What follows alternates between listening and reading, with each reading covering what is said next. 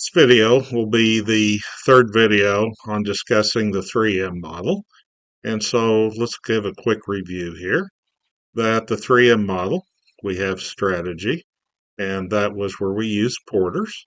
And we talked about broad market, narrow market, source of competitive advantage, either being cost or differentiation. And then we have the STP. That's where once we look at our strategy, then we want to find the segment and what the target is of that segment, and then how to position that so that the segment and the target will know what the product represents. And then today, and the last piece of it, is the marketing mix. And the marketing mix is a reinforcer of the STP and the strategy. So that's where we get the circular and in between. So let's come here. So the marketing mix has four separate components. Product, and the product is items that can actually be physical, tangible, or they can be services. Things that are included in product are the actual physical product, the brand name, the service support that goes with it. Pricing is how we price that item, depending on what the product is. Place and distribution. When we talk about place and distribution, then place is considered a physical location. Perhaps it can be a restaurant chain, it can be a grocery store, it can be a physical area. And our distribution, we're going to look at that more along the lines of we don't necessarily have a place. We may have a warehouse and we ship everything out of it, like Amazon. So their place is that we are going to get the products that you want to you without you coming to us. Place, you need to come to us.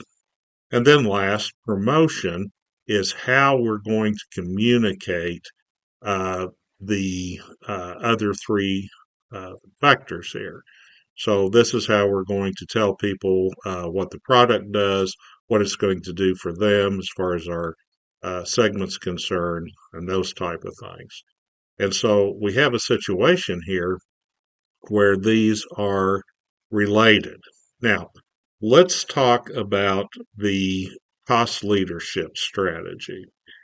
Cost leadership strategy, and we're going to use our uh, soft drink analogy first, is that the product. And so when we think of product here and we're looking at a cost leadership, we know that the price is the driving force behind it. So we have to make sure that the price speaks for itself and that it is sufficiently lower than our competition that's in the uh, diversified area, so people will want to buy the product. Okay, so we're typically not going to have brand names because branding typically means that we are going to promote it. We are going to spend dollars to make people understand what that product is. Okay? Our distribution is going to be limited. So, for instance, if we talk about Sam's soda and it's a cost, then we're not going to be everywhere, right? We're going to be only in Sam's and probably Walmart. So we do have, even though it's wide, it's still a fairly limited distribution where we can find that product. Lastly, we're not going to promote because that is going to add to our costs. If it adds to the cost, then we have to increase the price. So, therefore, Sam's is going to have a product that is going to be, who knows? The product could be better than Coke, but the general public is not going to assume that because it is cheaper. They can't find it everywhere, and there's no promotion. On the other hand, when we take a look at Coca Cola, the product is considered quality. So I understand the brand. I understand that the drink represents something that's very attractive to me.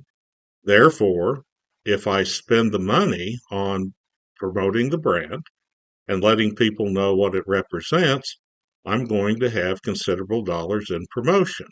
So therefore, we're going to have a price. The price has to be higher because we are spending additional dollars. Same thing with our place or distribution is that we are going to be everywhere. Whereas Sam's is limited to Sam's Club and Walmart locations, Coca-Cola I can find everywhere. I can find it in restaurants. I can find it in the grocery store. I can find it in convenience stores. I can find it in vending machines. I can find it just about everywhere. So price has to follow the increase in product quality. So it's the same way whenever we take a look at like Sam's root beer. It's the same concept. The product is not going to be promoted again. Could be very fine product, but I don't know that much about it, and the price is lower to entice me to buy it. So I'm going to assume it's lower quality. It's not going to be everywhere, and there's going to be no promotion because I cannot do that because it's going to add to the price of the product. Okay. And then our focus, again, we take a look at it. Let's say that we're going to do A&W root beer. Very similar. The product, we're going to spend money on the brand to get people to understand that it is of high quality. So the reason I do that is I have a brand that I promote and tell people about how refreshing, how wonderful it is. And then that is going to add to the price. Even though I'm going to have limited distribution, I'm probably not going to find A&W root beer in a lot of places. I'm probably not going to find it in a restaurant. I may or may not find it in a convenience store. I may or may not find it in a vending machine, but it is going to have limited distribution. Okay. So these things all work together. So once I've figured my strategy out, this becomes painfully obvious how you have to do it. Otherwise, you get stuck in the middle. If I have a product considered high quality that's branded and I'm promoting as such, my price is going to be high. Now, my place or distribution can be limited or it can be broad, but that just still makes the difference on whether it is differentiated or not. Okay.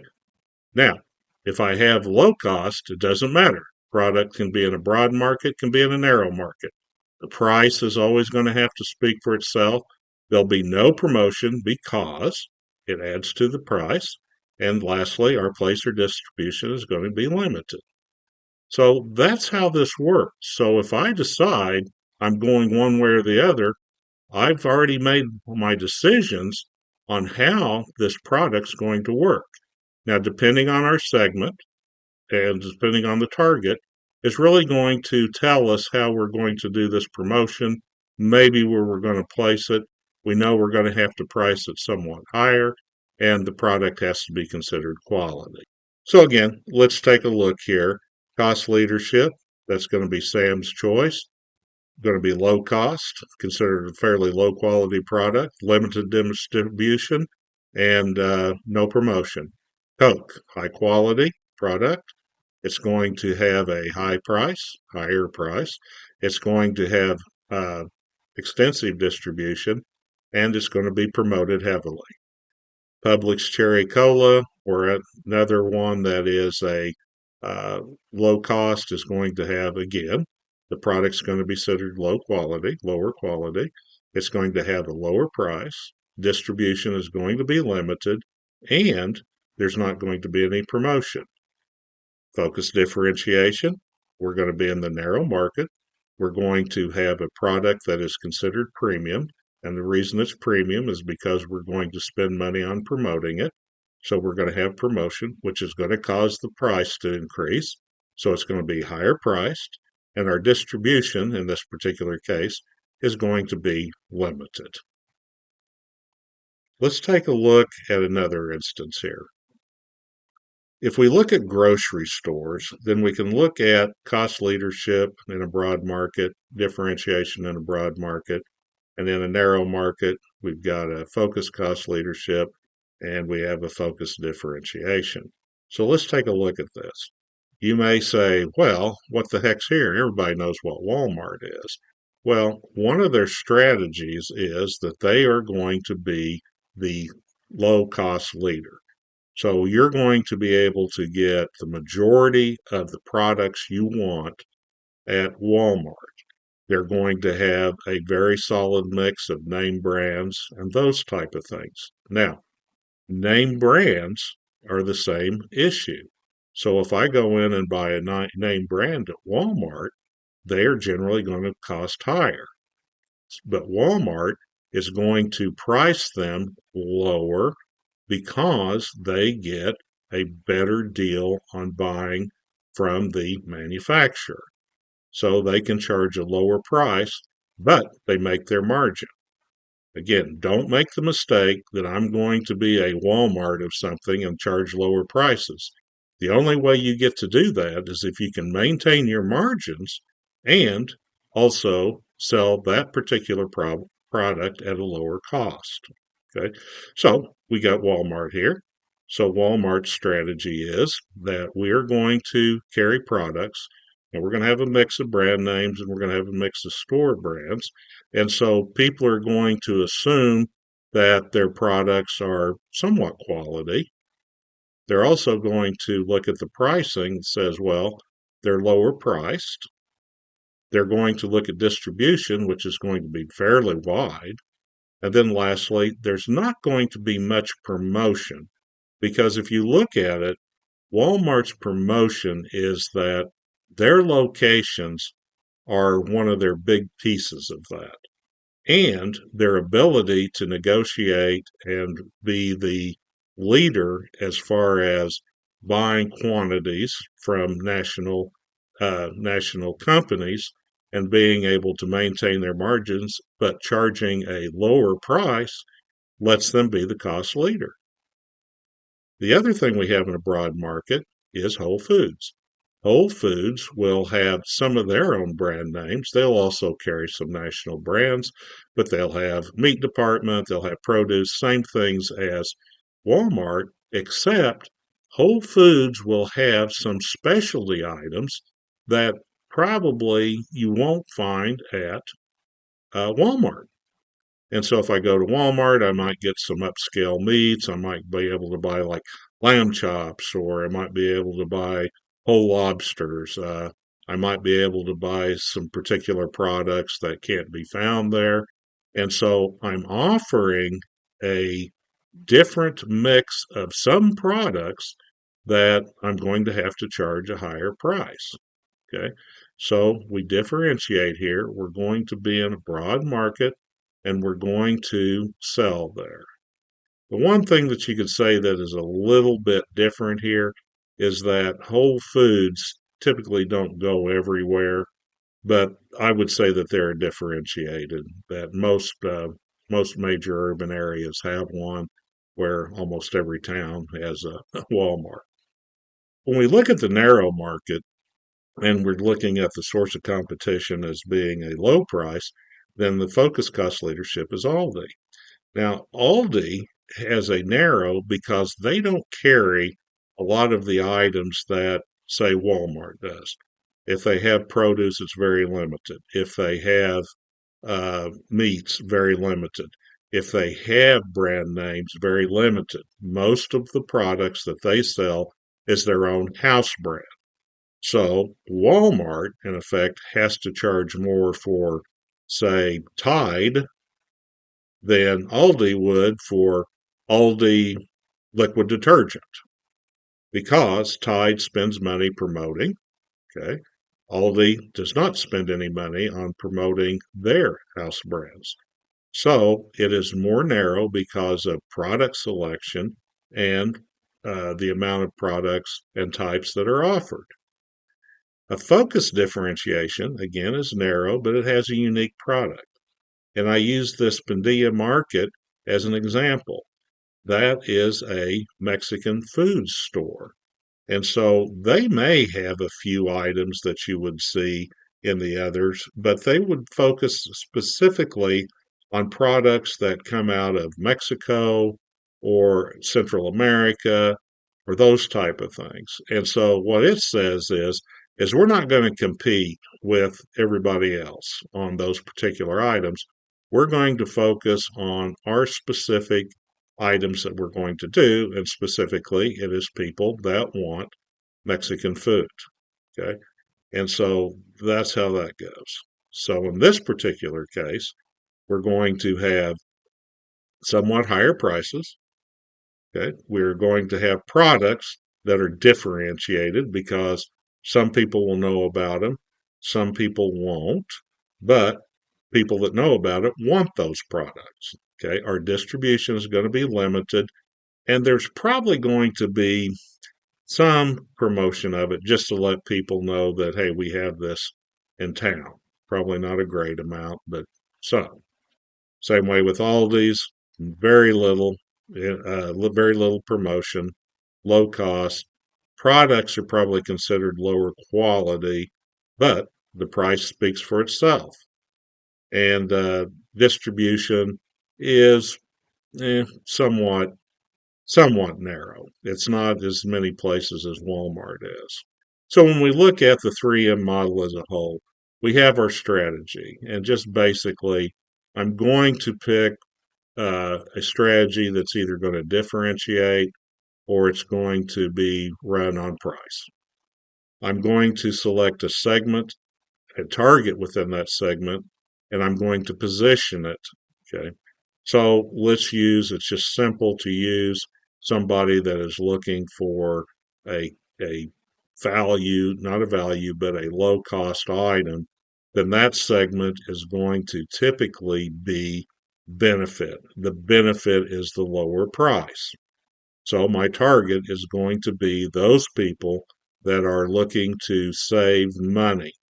And I'm going to position myself as that this is the lowest cost product there is. So my marketing mix very easily flows. I'm not going to promote, which is going to keep the costs down. I'm going to be in a limited market. I'm going to have products that are considered lower quality. Okay. And my price is going to be extremely low. Take a look at our Mexican Whole Foods or Mexican foods. Our strategy is we're going to be focused differentiation. Our segment is going to be normally people that are of Mexican descent. Our target is going to be people that want to cook, have groceries that come from a source that comes from Mexico. And I'm going to position myself as the place to go if you want to get authentic Mexican products. Okay. So my marketing mix is that we have a product that a specific group wants, knows, and understands. I'm going to charge probably a higher price. I'm going to have limited distribution. And my promotion will be somewhat limited, but I'll tell people that we're the authentic Mexican grocer in the area. So all three of them work together. So if you pick a strategy and pick the wrong segment, target, and position, or if you pick these correctly and then come with the incorrect marketing mix, you're going to end up with some kind of stuck in the middle or some type of mess that your customer's not going to understand. So it's very important to decide each of these and make them all work together.